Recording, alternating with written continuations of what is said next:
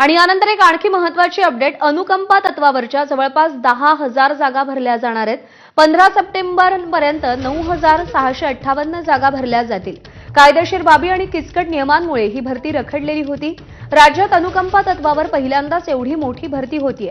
अनुकंपा तत्वावरची नोकरी म्हणजेच मृत कर्मचाऱ्याच्या वारसाला त्याच्या जागी नोकरी दिली जाते। राजू सोनावणे आपले प्रतिनिधी सध्या आपल्यासोबत आहेत। राजू, अनुकंपा तत्वावर पहिल्यांदा एवढी मोठी भरती होतीये, भरती प्रक्रिया कशी असेल? आज आपण पाहतोय की नोकर भरतीकडे सगळ्याच तरुणांचं जे आहे ते लक्ष लागलं असतं। त्यामध्ये अनुकंपा तत्वावरील अनेक नोकर भरती जी आहे ती रखडलेली होती। एवढंच नाही तर ही नोकर भरती करायची का नाही असं सुद्धा अनेकदा आपल्याला सूर पाहायला मिळाला होता। मात्र राज्य सरकारने मोठा निर्णय घेतलेला आहे आणि अनुकंपावरील जे काही भरती आहे ती करण्याचा निर्णय घेतलेला आहे। त्यामुळे राज्यभरात जवळपास 9,658 जागा रिक्त आहेत आणि त्या तात्काळ भरण्याचे आदेश सुद्धा देण्यात आलेले आहेत। 15 सप्टेंबरपर्यंत या सगळ्या जागा भरल्या जाणार आहेत अशी सुद्धा माहिती मिळते।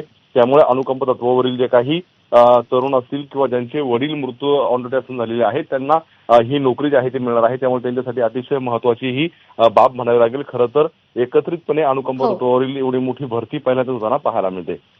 त्यामुळे राज्यातल्या तरुणांना हाही एक मोठा दिलासा सरकारने दिलेला आहे। राजू, धन्यवाद दिलेल्या माहितीसाठी।